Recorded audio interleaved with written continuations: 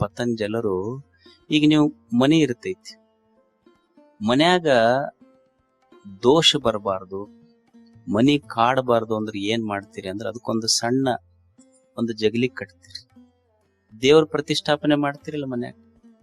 ಹಂಗ ಪತಂಜಲ ಮಹರ್ಷಿಗಳು ಏನ್ ಹೇಳ್ತಾರ ಅಂದ್ರ, ಅಕಸ್ಮಾತ್ ಮನಸ್ಸಿನೊಳಗ ದ್ವೇಷ ಬಂತು ಅಂದ್ರ, ದ್ವೇಷ ಯಾವ ಹೃದಯದೊಳಗೆ ಇರ್ತೈತಿ ಅದು ಎಂದೂ ಸಮಾಧಾನ ಕೊಡುವುದಿಲ್ಲ.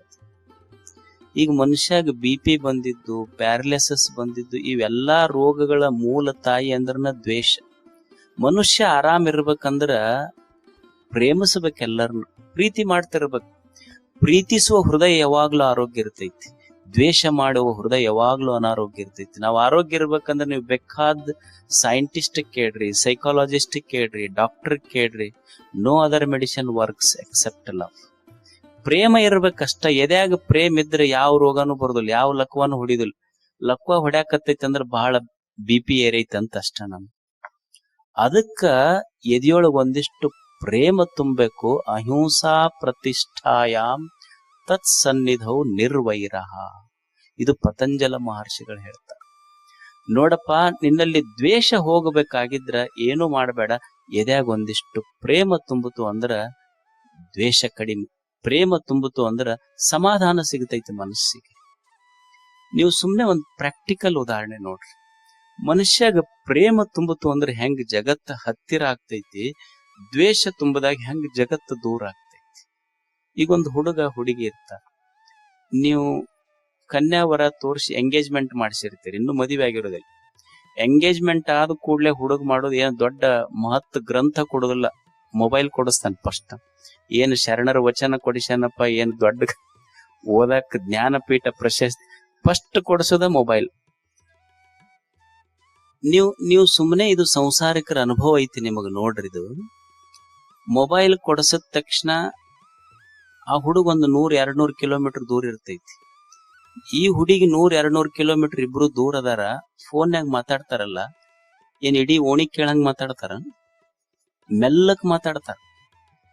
ದೂರ ಅದಾರ, ಮೆಲ್ಲಕ್ ಮಾತಾಡಿದ್ದು ಕೇಳ್ತೈತಿ. ಅದ ಮದುವೆ ಮಾಡದ ಮ್ಯಾಲೆ ನೋಡ್ರಿ ನೀವು, ಒದರಾಡ್ತಾವ ಎರಡು, ಎದರ ಇರ್ತಾವ.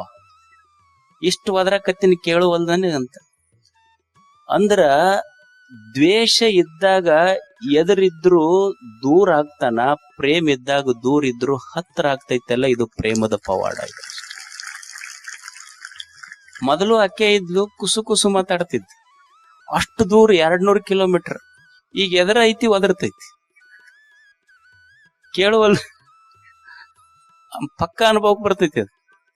ಯಾಕಂದ್ರೆ ಇದು ಪ್ರಾಕ್ಟಿಕಲ್ ನಾಲೆಜ್, ಇದು ಪ್ರಾಕ್ಟಿಕಲ್ ಅಹಿಂಸಾ. ಇದು ಅದಕ್ಕ ಮನುಷ್ಯಾಗ ಎದ್ಯಾಗ ಪ್ರೇಮ ಇತ್ತು ಅಂದ್ರೆ ಎಲ್ಲರೂ ಹತ್ರ ಆಗ್ತಾರ, ದ್ವೇಷ ತುಂಬಿತು ಅಂದ್ರೆ ಎಲ್ಲರೂ ದೂರ ಆಗ್ತಾರ ಅಷ್ಟೇ. ಪ್ರೇಮ ಇರ್ಬೇಕು ಎದ್ಯಾಗ ಒಂದಿಷ್ಟು, ಪ್ರೇಮ ಬಿಟ್ಟಿರಬಾರದು ಮನುಷ್ಯ. ಅದಕ್ಕ ಪತಂಜಲರು ಕಲಿಸಿದ್ದು, ಎದ್ಯಾಗ ಒಂದಿಷ್ಟು ಪ್ರೇಮ ಇತ್ತಂದ್ರೆ ದ್ವೇಷ ಇರುವುದೇ. ಎಲ್ಲರೂ ಹೇಳಿದ್ದ ಅದನ್ನೇ. ಸರ್ವಜ್ಞ ಏನ್ ಹೇಳ್ದ, ತನ್ನಂತೆ ಪರರ ಬಗೆದೊಡೆ ಕೈಲಾಸ. ಕೈಲಾಸ ಅಂದ್ರೆ ಏನಿಲ್ಲೋ, ಎಲ್ಲರನ್ನು ಸ್ವಲ್ಪ ನನ್ನಂಗ ಅಂತ ತಿಳ್ಕೊ ಅಷ್ಟೆ. ನನ್ನಂಗಂತ ತಿಳ್ಕೊಳ್ಳೋದಂದ್ರ, ಈಗ ನಮಗೇನ್ ಇಚ್ಛೆ ಐತಿ, ಯಾರ ನಮ್ಗೆ ಎದುರಿಗೆ ಬಂದ್ರೆ ನಮಸ್ಕಾರ ರೀ ಅಂತ ಅನ್ಬೇಕಂತ ನಮಗೆ ಇಚ್ಛೆ ಐತಿ. ಯಾರಾದ್ರೂ ಬಂದಾಗ ನನಗ ನಮಸ್ಕಾರ ಅಂತ ಅಂದ್ರ ನನಗ್ ಹಿತ ಆಗ್ತಿದ್ರ, ಇನ್ನೊಬ್ರಿಗೆ ನೀನು ನಮಸ್ಕಾರ ಅಂದ್ರ ಅವ್ರಿಗೂ ಹಿತ ಆಗ್ತೈತಿ ಅಂತ ತಿಳ್ಕೊ ಅಷ್ಟೆ. ಇನ್ನೊಬ್ರ ಮನೆಗೆ ನೀ ಹೋದಾಗ ಅವ್ರಿಗೆ ಚಹಾ ಕುಡಿಸಿ ನಿನಗ್ ಊಟ ಮಾಡಿಸಿದ್ರೆ ನಿನಗ್ ಹಿತ ಆಗ್ತಿದ್ರ, ಇನ್ನೊಬ್ರು ನಿನ್ ಮನೆಗ್ ಬಂದಾಗ ಅವರಿಗೂ ಚಹಾ ಕುಡಿಸಿ ಊಟ ಮಾಡಿಸಿ ಕಳಿಸೋ, ಅವರಿಗೂ ಹಿತ ಆಗ್ತೈತಿ ಅಷ್ಟೆ. ಎಲ್ಲರೂ ನನ್ನವ್ರಂತ ತಿಳ್ಕೊಬೇಕಷ್ಟ. ಇಲ್ಲಿ ಜಾನಪದ ತಾಯಿ ಹೇಳಿಲ್ಲ, ತನ್ನಂಗ ತನ್ನ ಮಗಳಂಗ ನೋಡಿದರ ಕಣ್ಣ ಮುಂದಾದ ಕೈಲಾಸ. ಕೈಲಾಸ ಎಲ್ಲಿಲ್ಲ. ಯಾಕ ನರಕ ಆಗೈತಿ ಅಂದ್ರ ಭೇದ ಬುದ್ಧಿ ಬಂದೈತಿ ನಮ್ಮಲ್ಲಿ. ಸ್ವಲ್ಪ ಮಗಳು ಬೇರೆ, ಸೊಸಿ ಬೇರೆ. ಎದಕ್ ಮಹಾಭಾರತ ಆಗೈತಿ ಹೇಳ್ರಿ? ಧರ್ಮಕ್ಷೇತ್ರ ಕುರುಕ್ಷೇತ್ರ. ಅದು ಧರ್ಮಕ್ಷೇತ್ರ ಇತ್ತು, ಕುರುಕ್ಷೇತ್ರ ಎದಕ್ಕಾತು? ಧರ್ಮಕ್ಷೇತ್ರ ಇದ್ದಿದ್ದು ಕುರುಕ್ಷೇತ್ರ ಎದಕ್ಕಾತು ಅಂದ್ರ, ಪಾಂಡವ್ರ ಮಕ್ಕಳು ಬೇರೆ, ನನ್ನ ಮಕ್ಕಳು ಬೇರೆ, ಅಣ್ಣನ ಮಕ್ಕಳು ಬೇರೆ, ತಮ್ಮನ ಮಕ್ಕಳು ಬೇರೆ ಅಂದಿದ್ದಕ್ಕ ಕುರುಕ್ಷೇತ್ರ ಆತಷ್ಟ. ಬ್ಯಾರೆ ತನ್ನಂಗ ತನ್ನ ಮಕ್ಕಳಂಗ ಅಂದಿದ್ರ ಮಹಾಭಾರತನ ಆಗ್ತಿರ್ಲಿಲ್ಲ. ಇಲ್ಲೇನು ಆ ಧರ್ಮ ಬೇರೆ ಈ ಧರ್ಮ ಬೇರೆ ಅಂದಿದ್ದಕ್ಕೆ ಯುದ್ಧ ಅದು ಅಷ್ಟೆ. ಸೊಸಿ ಬೇರೆ ಮಗಳು ಬೇರೆ ಅಂದಿದ್ದಕ್ ಮನಿ ಒಡದಾವ ಅಷ್ಟ, ಎರಡು ಒಂದ ಅಂತ ತಿಳ್ಕೊಂಡಿದ್ರ ಮನಿ ಯಾಕೆ ಪಡಿತಿದ್ದು ಹೇಳಿ. ಈಗ ಮನ್ಯಾಗ ಅನ್ನೋದಲ್ಲ, ತನ್ನಂಗ ತನ್ನ ಮಗಳಂಗ ನೋಡಿದರ ಭಿನ್ನಿಲ್ಲ ಭೇದಿಲ್ಲ. ಎಷ್ಟು ಚಂದ ಹೇಳ್ಯಾರ ಅವ್ರು. ಏನ್ ಪಾಪ ಅದು ಮನಿ ಬಿಟ್ಟು ಬಂದೈತಿ ತವ್ರ ಮನಿ, ನನ್ನ ಮಗಳಂಗ ತಿಳ್ಕೊಳ್ಳೋ ಭಾವ ಬರ್ಬೇಕಾಗಿತ್ತಲ್ಲ.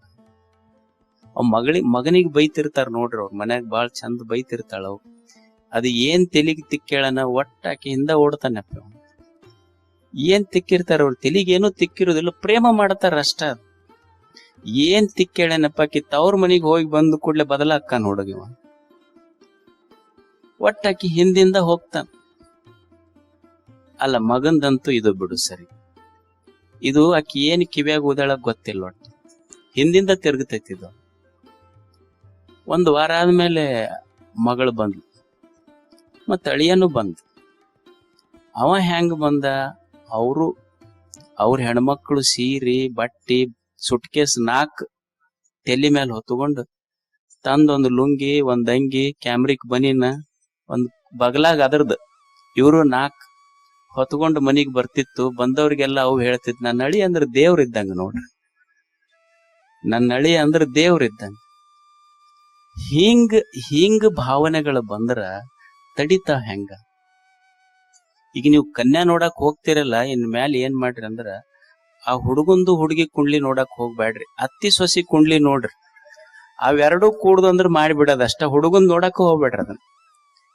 ಅದ್ ಏನ್ ಹುಡುಗ ವಸ್ತಿ ಬಸ್ ಬಂದಂಗ ಮನಿಗ್ ಬರ್ತೈತೆ, ಬೆಳಿಗ್ಗೆ ಮುಕ್ಕಾಂ ಬಸ್ ಹೋದಂಗ ಹೋಗ್ತೈತೆ ಅಷ್ಟ. ಅದು ಯಾರೋ ಕೇಳಿದ್ರಂತ ಅವ್ರಿಗೆ, ಯಾರು ಸ್ವರ್ಗಕ್ ಹೋಗ್ತೀರಿ ಕೈ ಎತ್ರಿ. ಅತ್ತಿ ಎತ್ತದ್ಲು, ಸೊಸಿನೂ ಎತ್ತದ್ಲು, ಹುಡುಗ ಸುಮ್ನೆ ಕುಂತಿ. ಅಲ್ಲೋ ನೀ ಎತ್ತಲಿಲ್ಲ. ಅವ್ರಿಬ್ರು ಸ್ವರ್ಗಕ್ಕೆ ಹೋದ್ಮೇಲೆ ನಮಗಿದ ಸ್ವರ್ಗ್ರಿ, ಅವ್ರ ಮ್ಯಾಲ ಹೋದ್ಮೇಲೆ ಅವ್ರ ಇದ್ದಿದ್ದಕ್ಕ ನರಕ ಆಗೈತಿ. ಏನು ಮಜಾ ಇದು. ಅದಕ್ ತಿಳ್ಕೊ ಅಷ್ಟೇ, ತನ್ನಂಗ ತನ್ನ ಮಗಳಂಗ ನೋಡಿದರ ಭಿನ್ನಿಲ್ಲ ಭೇದಿಲ್ಲ. ಹೆಂಗ ಮನ್ಯಾಗ ಸೊಸಿ ಇರ್ಬೇಕು, ಹೆಂಗ ಅತ್ತಿ ಇರ್ಬೇಕಂದ್ರ, ಅತ್ತಿ ಅದಕ್ಕೆ ಸೊಸಿಗೆ ಎಷ್ಟು ಪ್ರೀತಿ ಮಾಡ್ಬೇಕಂದ್ರ ಸೊಸಿ ತನ್ನ ತವ್ರ ಮನಿ ಫೋನ್ ನಂಬರ್ ಮರ್ತಿರ್ಬೇಕು, ಅಷ್ಟು ಪ್ರೀತಿ ಮಾಡ್ಬೇಕಾಕಿ. ಮತ್ತ ಸೊಸಿ ಅದಕ್ಕೆ ಅತ್ತಿಗೆ ಎಷ್ಟು ಪ್ರೀತಿ ಮಾಡ್ಬೇಕಂದ್ರ ಅತ್ತಿ ತನ್ನ ಮಗಳ ನೆನಪು ಬಂದಿರಬಾರ್ದು, ಅಷ್ಟು ಪ್ರೀತಿ ಮಾಡಬೇಕು. ಸಂಸಾರ ಸುಖವಾಗಿರ್ತೈತಷ್ಟೆ, ಪ್ರೇಮ ಮಾಡೋದಷ್ಟೇ. ಯಾವಾಗ ಪ್ರೇಮ ಇತ್ತು ಎಲ್ಲಾ ಮನೆಗಳು ಕೂಡ್ತಾವ, ಯಾವಾಗ ದ್ವೇಷ ಬಂತು ಎಲ್ಲಾ ಮನೆಗಳು ಒಡಿತಾವಷ್ಟೆ. ಒಡೆಯುವುದು ದ್ವೇಷ, ಕೂಡಿಸುವುದು ಪ್ರೇಮ. ಅದಕ್ಕೆ ಅಹಿಂಸಾ ಅಂತ ಕರೆದಾತಷ್ಟೆ.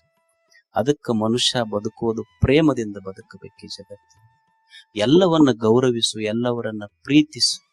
ಆದ್ರೆ ನಮ್ಮದು ಏನೈತಿ ಅಂದ್ರೆ, ನಾವು ಪ್ರೇಮ ಮಾಡ್ತೀವಿ ಖರೆ, ಆದ್ರೆ ನಮ್ಮ ಪ್ರೇಮದೊಳಗ ಒಂದು ದೋಷ ಏನು ಅಂದ್ರ, ನಾವು ವಿ ಎಕ್ಸ್ಪೆಕ್ಟ್ ಸಮಥಿಂಗ್. ಎಲ್ಲರಲ್ಲಿ ಒಂದು ಸಾಮಾನ್ಯ ಪ್ರಶ್ನೆ ಏನೈತಿ ಅಂದ್ರ, ನಮ್ಮ ಸಂಬಂಧಗಳು ಕೆಡ್ತಾವ ನೋಡ್ರಿ. ಯಾಕೆ ನಮ್ಮ ಸಂಬಂಧ ಕೆಡ್ತಾವಂದ್ರ, ಈ ನಿಸರ್ಗದೊಳಗೆ ಎಷ್ಟೋ ಪಶು ಪಕ್ಷಿ ಪ್ರಾಣಿಗಳ ಸಂಬಂಧ ಅದ. ಮನುಷ್ಯ ಸಂಬಂಧ ಎಂದ್ರ ನಮ್ಮ ಮನ್ಯಾಗ ಕಟ್ಟಿದ ಆಕಳ ಎತ್ತ ಎಲ್ಲ ಒಂದ ಕೊಟ್ಟಿಗೆ ಕಟ್ಟಿರಿ, ಎಂದರ ಗುದ್ದಾಡಿ ಕೋರ್ಟ್ ಕಚೇರಿಗೆ ಹೋಗ್ಯಾವನು. ಒಂದ ಕೊಟ್ಟಿಗೆಯೊಳಗ್ ಕಟ್ಟಿದ ಆಕಳ ಎತ್ತ ಬ್ಯಾರೆ ಆಗಿಲ್ಲ, ಕಟ್ಟಿದ ಅಣ್ಣತಮ್ಮಗಳು ಬ್ಯಾರೆ ಅಕ್ಕಾರ. ಮನುಷ್ಯ ಸಂಬಂಧಗಳಷ್ಟ ಯಾಕೆ ಕೆಡ್ತಾವ, ನಿಸರ್ಗದೊಳಗೆ ಯಾಕೆ ಸಂಬಂಧ ಕೆಟ್ಟಿಲ್ಲ? ಮನುಷ್ಯನ ಸಂಬಂಧಗಳಷ್ಟ ಕೆಟ್ಟವ ಭೂಮಿ ಮೇಲೆ, ನಿಸರ್ಗದ ಯಾವ ಸಂಬಂಧಗಳು ಕೆಟ್ಟಿಲ್ಲ. ನಿಸರ್ಗ ಎಂದಾದ್ರೂ ನಿಸರ್ಗದ ಸಂಬಂಧ ಎಷ್ಟು ಅದ್ಭುತ ಐತಿ ಇಲ್ಲಿ. ನಿಸರ್ಗದೊಳಗಿರುವ ಸಂಬಂಧವೇ ಅಷ್ಟು ಅದ್ಭುತ. ಒಂದು ಮೊಗ್ಗ ಐತಿ, ಒಂದು ಬಳ್ಳಿಯೊಳಗೊಂದು ಮೊಗ್ಗ ಅರಳೈತಿ.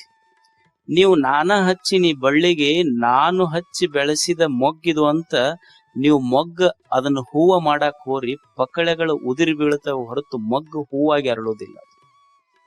ಮೊಗ್ಗ ಅರಳಬೇಕಾಗಿದ್ರ ನೀನೇನು ಬೇಕಾಗಿಲ್ಲ, ಸುಮ್ಮನೆ ಒಂದ್ ಸ್ವಲ್ಪ ಹೊತ್ತು ಬಿಟ್ರ ಎಲ್ಲೋ 1,00,000 ಕಿಲೋಮೀಟರ್ ದೂರ ಇರುವ ಸೂರ್ಯನ ಒಂದು ಸಣ್ಣ ರವಿಯ ರಶ್ಮಿ ಆ ಮೊಗ್ಗಿಗೆ ಮುತ್ತಿಟ್ರ ಸಾಕು. ಅಂದ್ರ ಸೂರ್ಯ ಮೊಗ್ಗಿಗೇನು ಮುಟ್ಟಿಲ್ಲ, ಸೂರ್ಯ ಮೊಗ್ಗಿಗೆ ಮುಟ್ಟಿಲ್ಲ, ಮೊಗ್ಗಿ ಹೂವಾಗಿ ಅರಳುದು ಬಿಟ್ಟಿಲ್ಲ. ಇದು ನಿಸರ್ಗದ ಸಂಬಂಧ.